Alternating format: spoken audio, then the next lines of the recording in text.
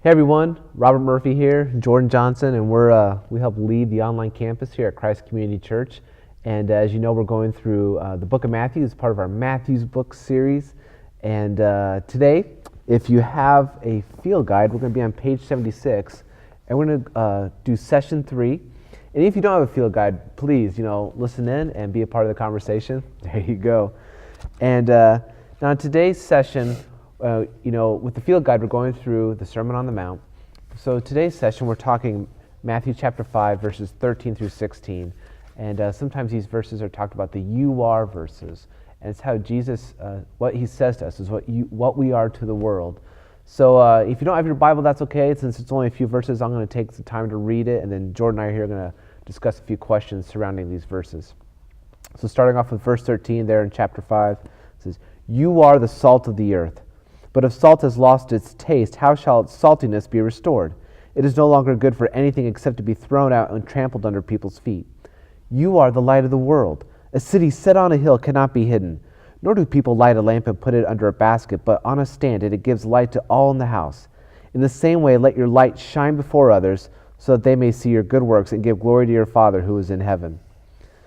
Now, Jordan, I know before we started this, we were joking a little bit because that verse kind of reminds us of a Newsboys song. But, it talks about you are statements, like you are the salt of the earth, you are the light, and just kind of like these positive things that we are to the world. And, I've heard it said once, people often don't remember a message, but they can remember a person that's influenced them. So I'm just wondering, with that first question there, who are some people that have influenced you in a positive way by just saying, you know what, Jordan, you're this, I see this in you. Do you have some people that kind of come to mind when you think about that, who've been that positive influence that may have changed your trajectory? Yeah, I think one person that really played a role in that was my small group leader when I was in college, going to a church down in Lincoln, and he was just, really, I think he just has, that encouraging spirit. Yeah. He's kind of saying okay, let's look at what your strengths are, let's look at where your weaknesses are, and I'm going to encourage you in those things to say hey, these are the possibilities, or, this is, have you ever thought about this? It's just kind of like that, that balance. And I think that you're one of those people as well, even before, I was working here, just getting together and talking, and kind of the same type of thing of encouraging to go, hey, if this is what you want to pursue it. Yeah. And if it's just looking at, you are these things, you have these characteristics, how can you help them, not just in your career choice, but also in your time with your friends or, your family. How can you encourage these good characteristics in yourself, and how can you leverage those to impact those around you? Yeah, and I'm going to kind of go off course a little bit, just to follow up on that. What strikes me is, and I appreciate the kind words, and you said before, it's nice, it's humbling, but it's never anything major that I felt like I was saying some 3-point insightful thing, but it's just these little questions, or just people individuals just talking to you, just asking, hey, how are you doing? What have you thought about this? Consider this. It seems like it's been the little interactions with someone over time that's kind of made a difference. Well, I think, definitely. I think that, friendships and relationships of all sorts it's a long-term thing. It's, constantly building. You'll go through your ups and downs, you'll go through your swings, but it's about building and keep, when you're in it for the other person, you keep trying to, help them to achieve more and to do more. And I think that along with that, you talked about how, don't necessarily remember exact sermons, that really changed you, but it's what we do remember from sermons are, the little small tidbits that really resonate with us. And it could be the last thing that Mark put in his sermon, and it could just be a line that he, it wasn't, he put all his time into these 3 main points, but it could be that line that he said spur of the moment, or said he didn't really think much about, that's what resonates with you. It's all about a personal thing, about what's actually going to sit with you and, and encourage you and push you in different ways.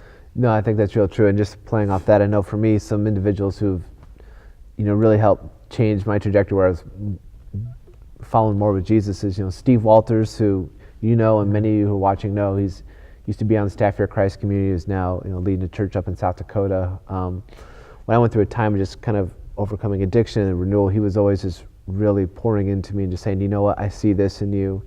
And as I was starting to do more public ministry, what we call ministry here at the church, he was there just to he believed in me and just took me, came alongside me and just helped me out, and that was great. And then also, lead pastor Mark, and he didn't say this to me directly, but I heard it through the grapevine that he would just tell people he saw potential in me, and that would just made not that I wasn't doing good stuff already or trying to be my best, but that when just hearing that from someone like him just made me want to do even better with my work and my job, and just even at home as well. It's like, man, if Mark sees that in me, I know I want to do even better. It's strange how it is, but like, I'm sure for people who, Jesus is saying, you can be this positive thing in the world. Is probably, as we talked before, like for many people who were probably outcast or treated just poorly by the religious class at the time, probably meant a lot to them. I don't know, what do you think about that? Yeah, no, I think that, Jesus came to minister to the people who weren't Pharisees, who weren't, scholars and scribes, but he also was trying to get their attention as well. So, Jesus' ministry was really, really wide, in the scope of things. You had these people who were, outcasts of society because, they had whatever disease it was, but he healed them. Yeah. And he established his kingdom through them. They had no preconceived notions about what it meant to be, following Jesus. Yeah. They didn't have the showy religion that the Pharisees had. So I think that comes in a lot of ways that, Jesus was really just trying to give this message to everyone, but for some people it's hard to see. Yeah. Because, they weren't ready for what he was saying. Yeah. No, that's good. Another question we want to hit on is question 4 there, if you have your field guide. But why is it also crucial for us to be highly engaged in the surrounding environment to be effective as salt and light? And I think what we're saying earlier, why is it important to be just engaged in our community and just engage with the people who we live and work with on a day-to-day basis? So why do you think that's important? Well, I think that Jesus calls us to not just hang around Christians, right? To not just be focused on what's happening within the church. While that is definitely a part of it, because you have to be, supporting your brothers and sisters in Christ, you have to be supporting everything that's going on in the church. Right. But you have to have an outreach, an evangelistic, portion of it as well. And so I think, like, for me, it's important that, I surround myself with people who aren't Christians, in certain areas where I can be that light, and I can have those conversations with them. And it might not always be directly about Jesus and coming to church, but it's, you build up that relational, like, equity over time, and then you find your spots and you bring up those subjects, and you kind of just, you love on them where they're at. And it's not about making people come to you for them to, find Christ, but you've got to go out to them, you've got to befriend them, and really just help them get from where they're at to where they can be. Yeah. And they're not going to take all those steps by themselves, and they're not going to come to you all the time just to, because they trust you and they know you can help that. Like, you have to go to them first and kind of initiate it. Yeah, no, I think that's spot on. I think, obviously, like you said, people come to the church looking for help, and we need to make sure we're spending time here and ministering to people here, but also there's a lot of people, they don't want to go to church, and they've been burned by the church. And some people who are outside the church, they don't feel like they need it, and that's fine, but there's other people who know they're in need, but yet they don't know where to turn to. So that's why I think it's important just to always, to be salt and light, and say, well, if we're a light, there's a lot of light at a church, and that's good, but outside the church, there's a lot of darkness, and that may sound extreme to some, but I think, like you said, we're called to go out into the community and to be a blessing and to serve the community, to serve people around us and to love them. And that may look differently. It could be something you're doing in your neighborhood, something at the workplace. But I think it's important, like you said, just to continue to be reaching out, serving, loving people all around us. And so yeah, I think it's important. And I know for me, like, I grow and I'm blessed when I'm out serving people, and more often than not, they bless me.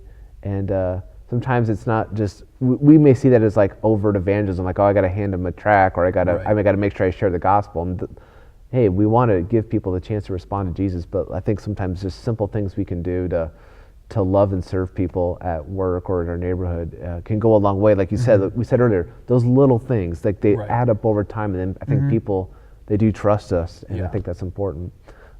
Any your final thoughts, Jordan, just on this passage or just some things we talked about? No, that's about it. Just remember, as I'm looking at my bookmark here, that on February 9th, you start with the second track through the reading of Matthew. So I'm excited about that next track and excited about finishing up the first track and reading it. Yeah, definitely. I know for me, like, every time I read through it, there's always seems to be new things I glean from it. So keep pressing in to reading the book of Matthew. And if you have any questions, always feel free to message us or post something on Facebook. But on behalf of Jordan, thanks again for watching this, and we'll talk to you soon.